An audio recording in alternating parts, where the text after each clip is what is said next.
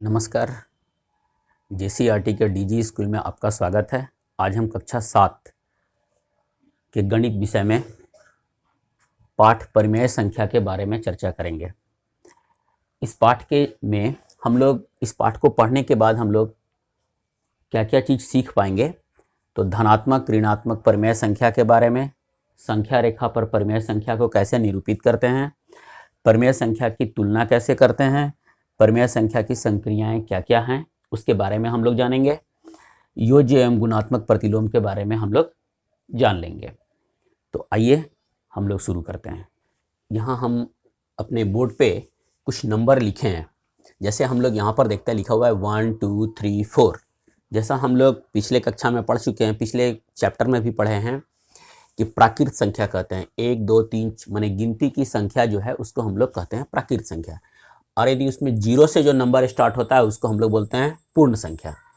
अब यहाँ हम लोग देखते हैं -3 -2 -1, मतलब इधर ऋणात्मक संख्या, इधर धनात्मक संख्या और 0 सबको मिला दिए हम लोग, तो ये बन गया मेरा पूर्णांक या इंटीजर्स कहते हैं इसको इंग्लिश में।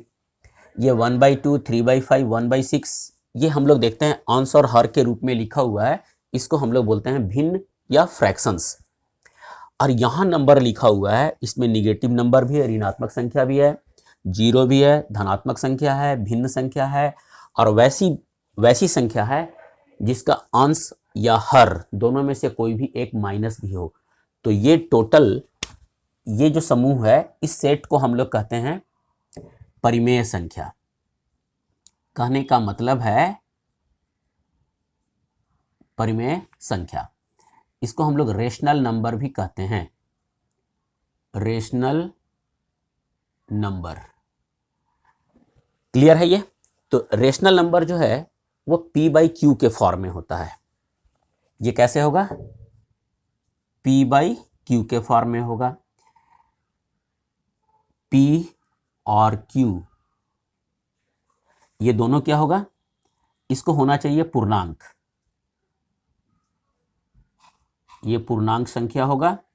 और q is not equal to 0, मतलब जैसे हम नंबर को ले लेते हैं 5/0, ये जो है वो रेशनल नंबर नहीं होगा। लेकिन यदि हम लिखते हैं 0/1 0/1 0/5, तो ये मेरा रेशनल नंबर है, मतलब परिमेय संख्या है। तो परिमेय संख्या कहेंगे किसको? वैसी संख्या जो p/q के फॉर्म में हो और जहां पे q is not equal to 0 हो। अब यहाँ पे प्रश्न ये उठता है कि क्या प्राकृत संख्या जो है वो रेशनल नंबर है? तो है। पूर्ण संख्या रेशनल नंबर है? तो है। पूर्णांक संख्या भी रेशनल नंबर है, भिन्न भी रेशनल नंबर है। लेकिन भिन्न जो है, भिन्न में होता क्या है कि अंश और हर दोनों जो है वो पूर्ण संख्या, होल नंबर होता है।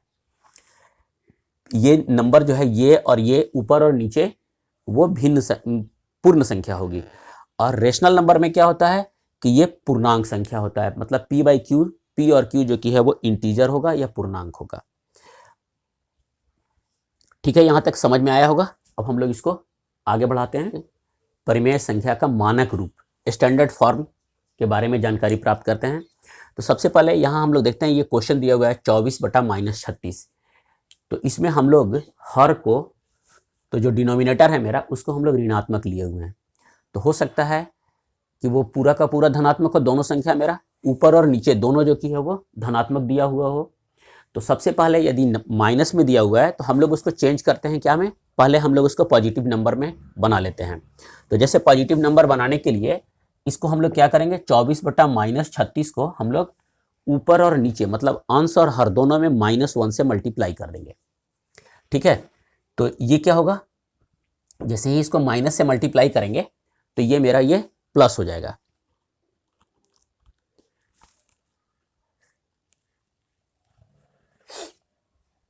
तो इसको हम लोग पहले मल्टीप्लाई करते हैं, 24/-36, इसको हम लोग -1/-1 कर लेंगे।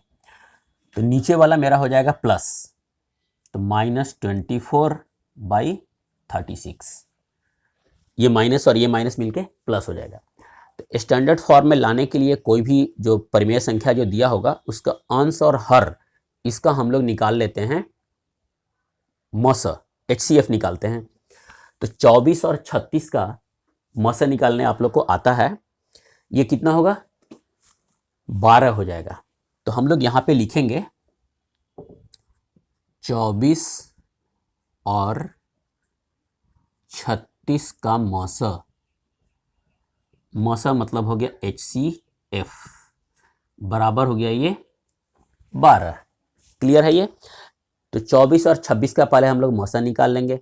मौसा निकालने के बाद न्यूमरेटर में यही मौसा से हम लोग डिवाइड करेंगे और न्यूमरेटर में भी डिनोमिनेटर में भी, मतलब अंश और हर दोनों में हम लोग 12 से डिवाइड कर देंगे। तो हम लोग इसको डिवाइड करते हैं, लिखेंगे -24/36 is equal to -24 divided by 12 और 36 डिवाइडेड बाई 12। तो इसको हम लोग करेंगे तो ये कितना हो जाएगा 12 दूनी 24 और 12 तियाई 36। कहने का मतलब है कि ये इसका स्टैंडर्ड फॉर्म हुआ, मतलब ये इसका मानक रूप हो गया। किसका? हमारा जो क्वेश्चन दिया हुआ था 24/-36 का ये स्टैंडर्ड फॉर्म हो गया। कहने का मतलब है कि ये अब और किसी भी संख्या से कटेगा नहीं, इससे छोटा संख्या हम लोग नहीं लिख सकते हैं। तो ये हमारा हो गया इसका मानक रूप। हम लोग अभी यहाँ पे देखें, मानक रूप में ज्ञात करने के लिए यदि संख्या धनात्मक है तो कोई बात नहीं है, और यदि ऋणात्मक दिया हुआ है तो हर जो है नीचे वाला, जिसको हम लोग डिनोमिनेटर बोलते हैं, उसको हम लोग क्या करेंगे, पहले हम लोग उसको चेंज कर लेंगे, पॉजिटिव नंबर बना लेंगे, मतलब धनात्मक संख्या बना लेंगे।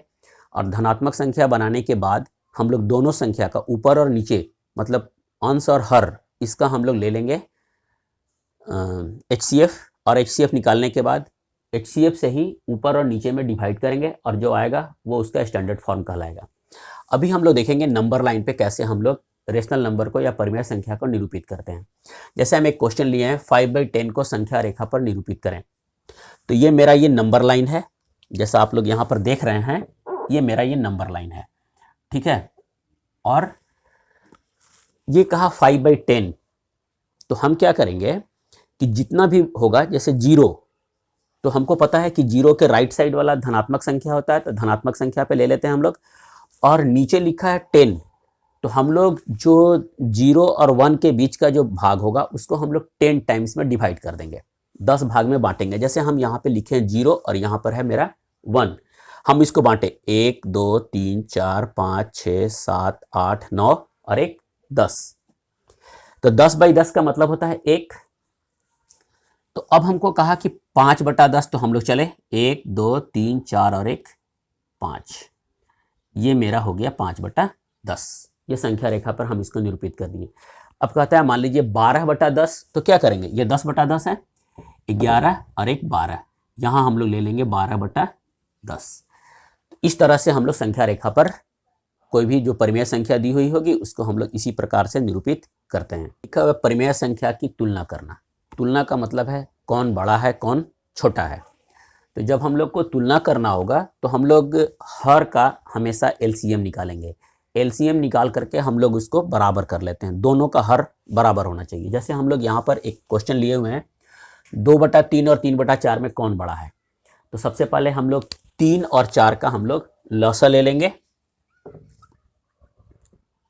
3 और 4 का LCM या लसा ये हम लोग निकालेंगे, तो ये हो जाएगा हम लोग का 12। ठीक है, 12 हो गया।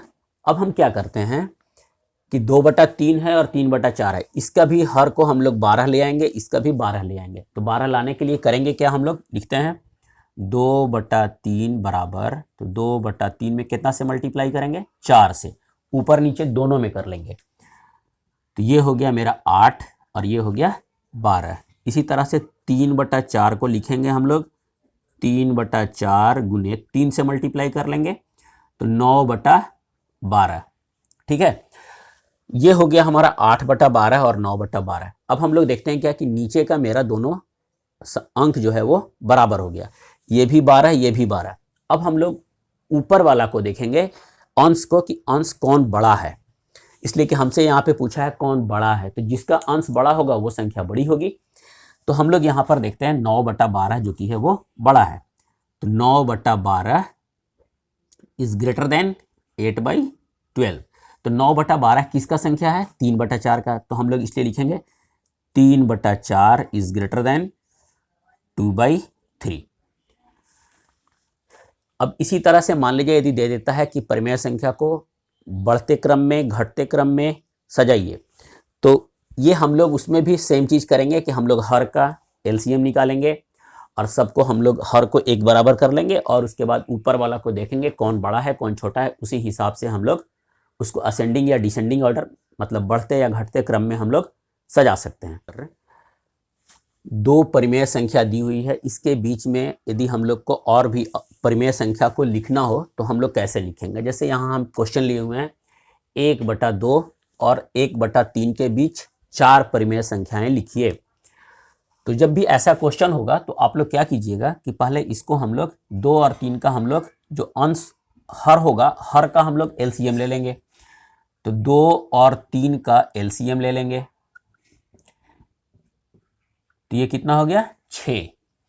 तो अब क्या करेंगे कि 1/2 को हम लोग लिखते हैं नीचे 6 लाने के लिए 3 से इसको मल्टीप्लाई कर देंगे ऊपर नीचे दोनों में, तो 3/6 और इसको लिखते हैं 1/3 को इसको 2 से मल्टीप्लाई कर देंगे तो 2/6। अब हम लोग देखते हैं कि 3/6 और 2/6 के बीच में हमको 4 लाना है, तो इसके बीच में 4 संख्या तो होता नहीं है।